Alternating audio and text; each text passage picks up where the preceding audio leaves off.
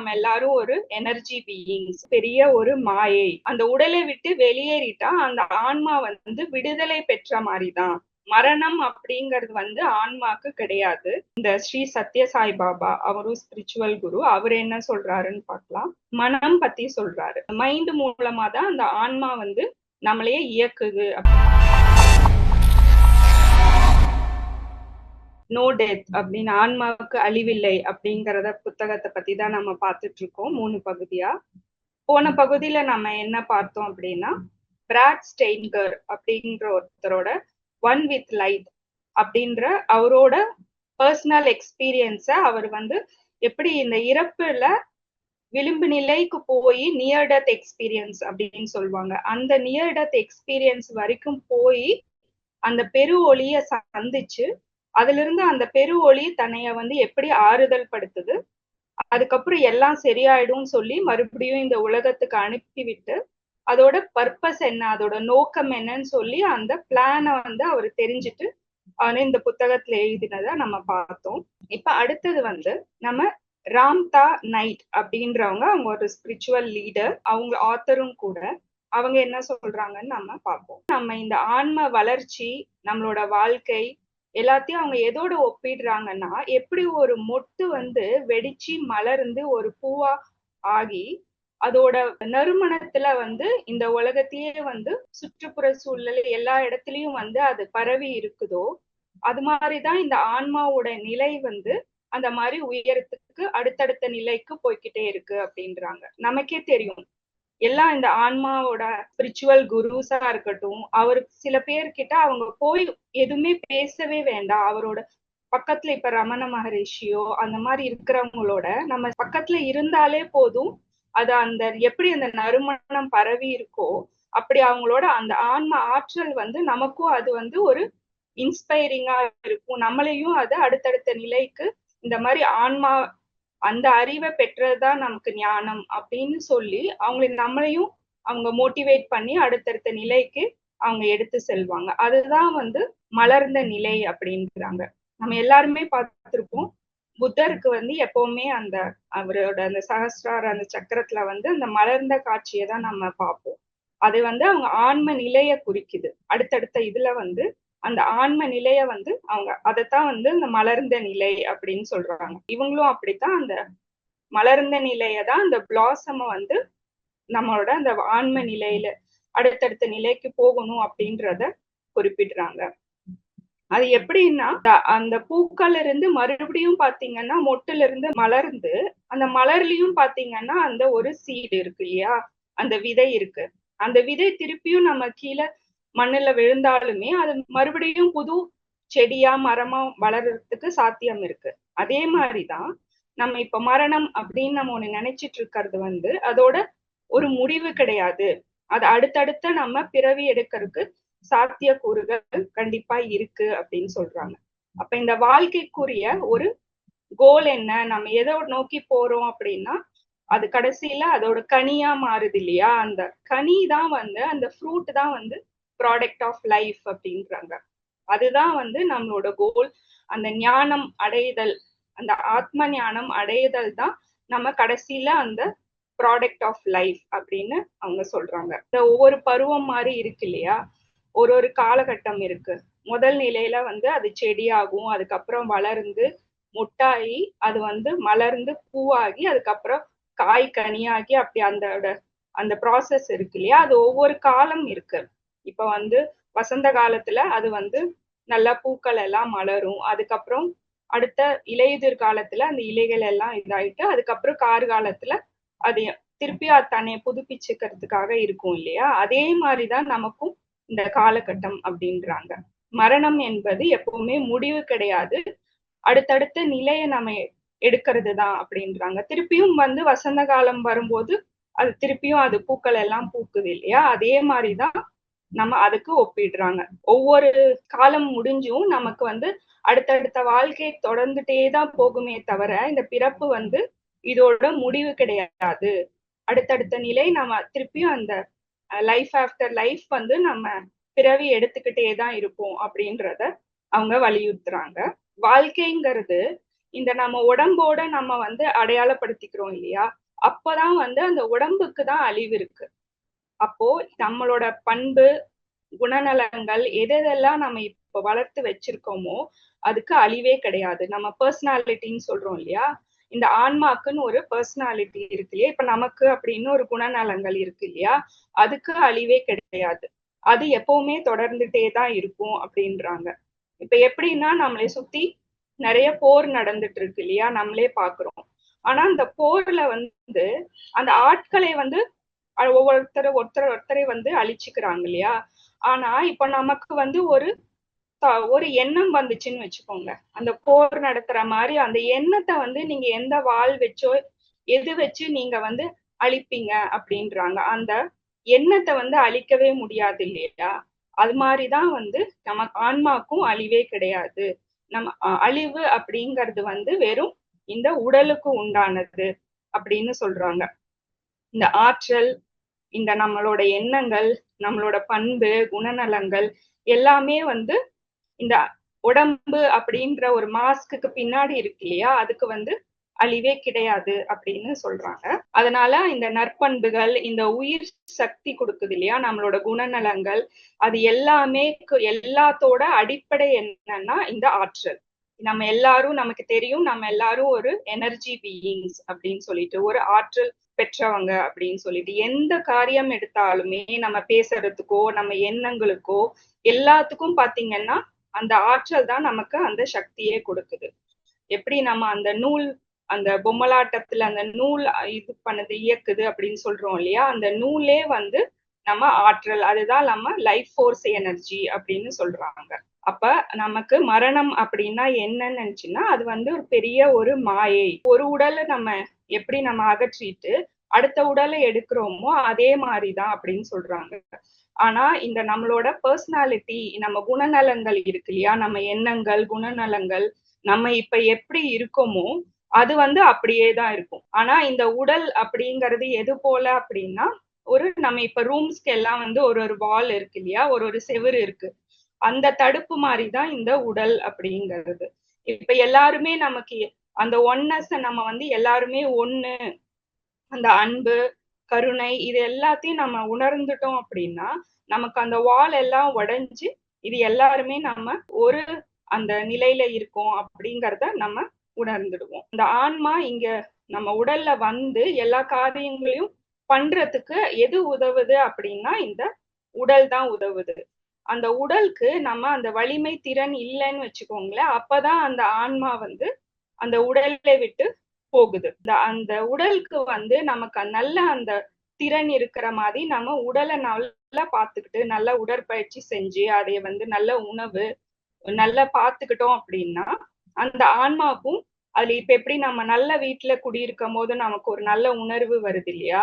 அது மாதிரி நம்ம ஆன்மா வந்து இந்த உடல்ல வந்து குடியிருக்கிறதுக்கு இந்த உடலை வந்து நம்ம நல்லா பற்று இல்லாம பராமரிக்கிறதுங்கிறது வேற. பற்று வச்சிருக்கிறதுனா அதை அட்டாச் பண்ணி இது நான் தான் இந்த உடல் அப்படின்னு சொல்லி இருக்கிறது பற்றா இருக்கிறது. ஆனா பராமரிக்கிறது நான் ஆன்மா, இந்த உடல்ல நான் வந்து இருக்கேன். அப்ப அதுக்கு உதவுற இந்த உடலை வந்து நான் நல்லா பராமரிக்கணும் அப்படின்னு சொல்லி பாத்துக்கிறது அதுதான் முக்கியம் அப்படிங்கிறாங்க. இது வந்து நமக்கு மட்டும் இல்ல, எல்லா மிருகங்கள் எல்லாத்துக்குமே வந்து இந்த ஒரு உயிர் சக்தி இருக்கு. அந்த உயிர் சக்தி எப்போ வந்து இதுக்கு மேல இந்த உடலை இருக்க முடியாது அப்படின்னு அந்த திறன் இல்ல அப்படின்னு நினைக்குதோ அப்ப அந்த ஆன்மா அந்த உடலை விட்டு வெளியேறுது. அந்த உடலை விட்டு வெளியேறிட்டா அந்த ஆன்மா வந்து விடுதலை பெற்ற மாதிரிதான். அப்போ நாம எல்லாரும் எதுல இருப்போம் அப்படின்னா கடவுளுடைய தொட்டில்ல, கிரேடல் ஆஃப் காட் கிட்டதான் இருப்போம். அப்ப நம்ம இங்க இருக்கிற இந்த பாடியில நமக்கு வந்து இப்ப பெயின் இருக்கு, இந்த பாடி மூலமா நம்ம என்னென்ன சோதனைகளை அனுபவிக்கிறோமோ, இப்ப டயர்ட்னஸ் இருக்கு, இப்ப டைம் இருக்கு, நமக்கு அந்த ஆன்சைட்டி இந்த டைமுக்குள்ள முடிக்கணும் அப்படிங்கிற ஒரு இது இருக்கு இல்லையா? அந்த தன்மை எல்லாம் எதுவுமே இருக்காது. அப்போ நம்ம என்ன இருப்போம், இந்த பெயினை விட்டு இந்த சாரோ விட்டு எல்லாத்தையும் விட்டு வெளியே ரொம்ப கடவுள் கிட்டேயே நம்ம குழந்தைங்களா இருக்கிற மாதிரி அது ஒரு சந்தோஷ நிலையில தான் இருக்கும். எந்த விதமான துக்கமும் கிடையாது அப்படின்றத இருக்கணும் அப்படின்னு சொல்றாங்க. உடலை விட்டு இந்த போற நிலையில இப்போ நம்ம விளம்பு நிலையில இருக்க அந்த நிலையில வந்து நம்ம இதை நினைச்சோம்னு வச்சுக்கோங்களேன், அதுதான் வந்து இந்த சென்சேஷன் ஆஃப் பாடி, இந்த பெயின் எல்லாத்துல இருந்து நம்ம விடுபட்டுருவோம் இல்லையா, அதுதான் அந்த நிலையத்தான் அவங்க வந்து சொர்க்கம் அப்படின்னு குறிப்பிடுறாங்க. அந்த சொர்க்கம் அப்படின்னா அந்த கடவுளுடைய கிட்டையே அவரோட தொட்டில நம்ம இருக்கிற மாதிரி அந்த நிலையத்தான் வந்து சொர்க்கம் அப்படின்னு அது குறிப்பிடுறாங்க. இந்த இறப்பு அப்படிங்கிறது வந்து ஒரு நீண்ட நெடிய தூக்கம் அப்படின்னு சொல்றாங்க.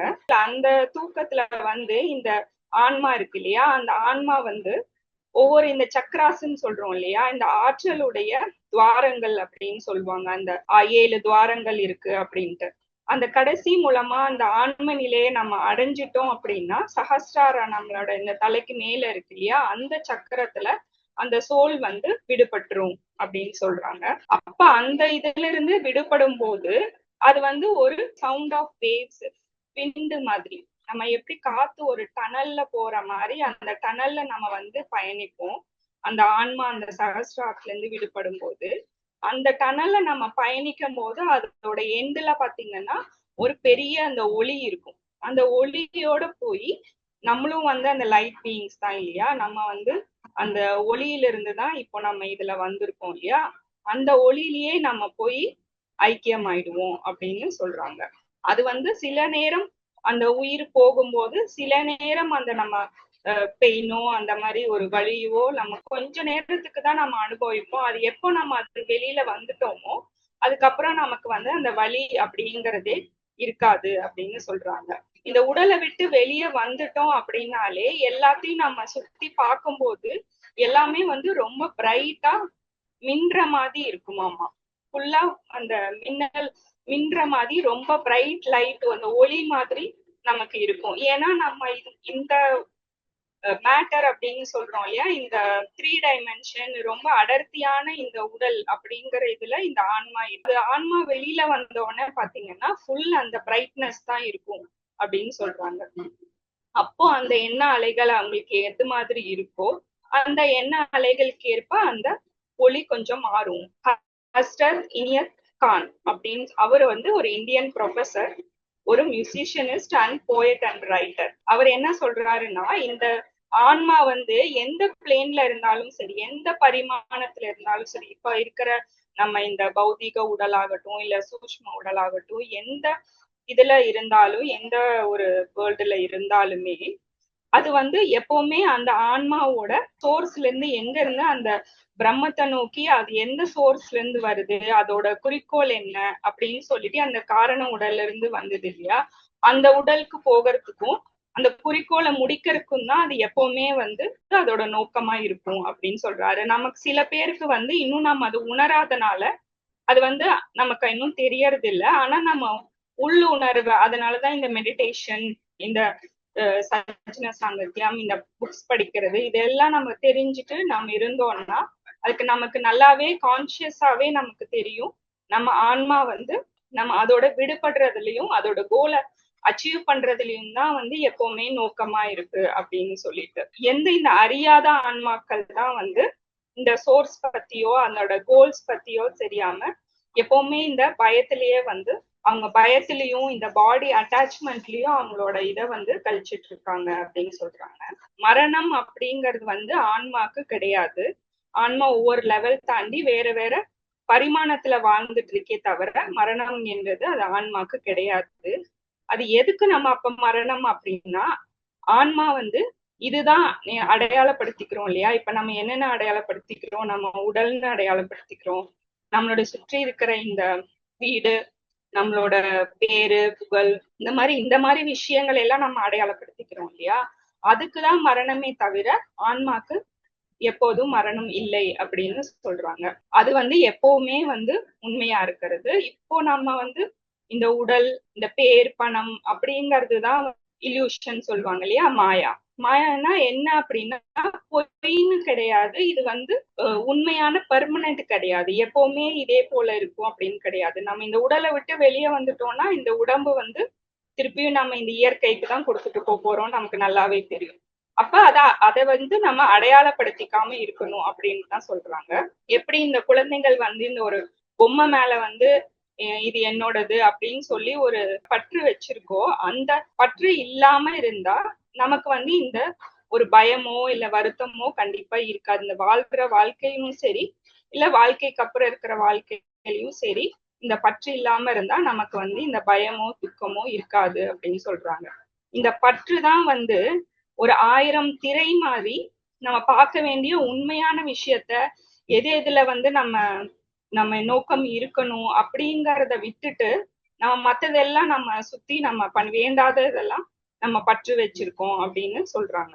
எப்படி நம்ம வந்து ஒரு தேவையில்லாத ஒரு உடைய வந்து நம்ம மாற்றோமோ, அது வந்து பழசாயிடுச்சோ இல்லை அது நமக்கு உபயோகம் இல்லை அப்படின்னு நம்ம நினைக்கும் போது அதை நம்ம மாத்துறோமோ, அதே போலதான் இந்த உடல் அப்படின்னு சொல்றாங்க. எப்போ நமக்கு அது தேவையில்லை, இதை வந்து நம்ம வச்சிருக்கிறதுனால நமக்கு இன்னும் இது இல்லை அப்படின்னு நினைக்கிறோமோ, அந்த சோல் வந்து அந்த உடலை விட்டுட்டு வெளியே வந்துரும் அப்படின்னு சொல்றாங்க. பிரச்சனை அப்படி இந்த உடல் தான் அப்படின்ட்டு எப்படி நம்ம ஒரு ட்ரெஸ்ஸை வந்து நாம அப்படின்னு நினைச்சிட்டு இருந்தா எந்த மாதிரி இருக்குமோ, அதே மாதிரிதான் இப்போ நாம இந்த உடல் தான் அப்படின்னு நினைச்சு நம்ம அடையாளப்படுத்துறதுலதான் நமக்கு வந்து பிரச்சனையா இருக்கு அப்படின்னு சொல்றாங்க. நம்ம அந்த இறக்குற நிலையில இருந்தாலுமே இப்ப நிறைய பேர் அந்த இறக்குற நிலையில இருக்கிறவங்களுக்கும் அவங்களுக்கு என்ன புரிதல் வேணும் அப்படின்னா, இந்த உடல் மட்டும்தான் அழியும். நம்ம அதோட அந்த இம்ப்ரெஷன் வச்சிட்டு இருக்கோம் இல்லையா, அந்த தாக்கம் வந்து அந்த பதிவுகள் வந்து அது கண்டிப்பா நம்ம எப்படி இருக்கோமோ அப்படியே தான் இருக்கும். ஜஸ்ட் இந்த உடல் மட்டும் இல்லாம அதே எமோஷன்ஸ், அதே குணம், அதே பண்பு, அதே நிலையில தான் நம்ம அப்படியே இருப்போம். ஜஸ்ட் நம்ம கிட்ட இந்த பௌதிக உடல் மட்டும் இருக்காது. அது அப்படி இருக்கும்போது சில பேர் வந்து இறக்குறாங்க இல்லையா, எந்த விதமா அவங்க இறக்குறாங்களோ அந்த நிலையில அவங்க இறக்கும் போது அவங்களுக்கு வந்து ரொம்ப ஷாக் ஆயிடும். சில பேர் வந்து துர்மரணம் சொல்லுவாங்க, ஆக்சிடென்ட்ல இறக்குறவங்க. அந்த மாதிரி இருக்கிறவங்களுக்கு வந்து அதுவே வந்து ஒரு தடையாயிடும். அவங்க அந்த ஷாக்ல இருந்து மீள்றதுக்கு அவங்க கொஞ்சம் டைம் எடுத்துப்பாங்க. அந்த அவங்க ஷாக்ல இருந்து மீண்டு திருப்பி அவங்க ஆன்ம பயணத்தை தொடர்றதுக்கு ஒரு தடையாவும் அது சில காலம் பிடிக்கும். அதுல இருந்து அவங்க மீண்டு வந்து அவங்க திருப்பியும் அந்த ஆன்ம பயணத்தை தொடர ஆரம்பிப்பாங்க. அததான் வந்து நரக நிலைன்னு சொல்றாங்களே தவிர, யாருக்கும் வந்து எந்த பனிஷ்மெண்ட்டோ நரகம் சொர்க்கம்ங்கிறது நம்மளோட இந்த உணர்ச்சி நிலையில தான் இருக்கு தவிர, நிஜமாலுமே அங்க நரகம் சொர்க்கம் அப்படின்றலாம் எதுவுமே கிடையாது. அதுக்கப்புறம் திருப்பியும் அந்த ஆன்மா தன்னை மீட்டு எடுத்துட்டு வந்து தன்னோட என்னென்னலாம் அதுக்கு என்ன நோக்கம் இருக்கோ அதைய வந்து அதை நோக்கி அது போக ஆரம்பிக்கும். இந்த பிறப்புல இருந்து இதுக்கு இப்போ நம்ம இறப்புன்னு சொல்றோம் இல்லையா, அடுத்த நிலைக்கு போறது வந்து ஆக்சுவலி இன்னும் ஒரு ஃப்ரீடமான இந்த உடம்பு அப்படிங்கறதுல படுத்தப்படாத ஒரு நிலைக்கு, இன்னும் கிரேட்டர் லைஃப்க்கு தான், ஃபுல்லர் லைஃப், இன்னும் ஹாப்பியர் லைஃப்க்கு தான் நம்ம போறோமே தவிர, இன்னும் அதை வந்து நமக்கு அது துக்கமா இல்லை. ஏன் நம்ம துக்கமா பாக்குறோம்னா, நம்ம வந்து இந்த உடலா நம்ம வந்து அட்டாச் ஆயிருக்கிறது, நம்ம கூட இருக்கிறவங்க எல்லாம் நம்ம அட்டாச்மெண்டா இருக்கிறனாலதான் அப்படின்னு சொல்றாங்க. அடுத்தது வந்து இந்த ஸ்ரீ சத்ய சாய் பாபா, அவரும் ஸ்பிரிச்சுவல் குரு. அவர் என்ன சொல்றாருன்னு பார்க்கலாம். அவர் வந்து முக்கியமா மனம் பத்தி சொல்றாரு. இந்த மனம் அப்படிங்கிறதுக்கு ஒரு வடிவம் கிடையாது. அதுக்கப்புறம் அதோட தன்மை என்ன, அதோட நேச்சர் ஆஃப் மைண்ட் என்ன, அதுக்கப்புறம் அதோட மர்மம் என்ன அப்படிங்கறத நம்ம கேள்வி கேட்டு பார்க்கணும் அப்படிங்கிறாரு. அதைத்தான் முதல்ல நம்ம வந்து நம்மளையே நம்ம கேள்வி கேட்கணும் அப்படின்றாரு. அந்த மனம் அப்படிங்கறதுல வந்து ஒரு 3 பார்ட் இருக்கு. அது வந்து மனஸ் அப்படின்னா நம்மளோட அந்த மைண்ட், எண்ணங்கள் இருக்கு இல்லையா, அது. ரெண்டாவது வந்து புத்தி அப்படின்னு சொல்றது. அதுலதான் நம்ம அந்த பகுத்தறிவு அப்படின்னு சொல்லுவோம், எது கரெக்ட் தப்பு அப்படின்னு பகுத்தறிஞ்சு பாக்குறது. இன்னொன்னு என்னன்னா சம்ஸ்காரா அப்படின்னு சொல்லுவாங்க. சம்ஸ்காரா அப்படின்னா இவ்வளோ நாள் நம்ம பாஸ்ட் என்ன நடந்திருக்கோ, பாஸ்ட் அண்ட் ப்ரெசன்ட் ஃபியூச்சர் எல்லாத்தையும் நம்ம அதுல வச்சிருப்போம். நம்ம அந்த அந்த இம்ப்ரெஷன்ஸ் எல்லாம், அந்த பதிவுகள் எல்லாம் இருக்கிறது தான் சம்ஸ்காரா அப்படின்னு சொல்றாங்க.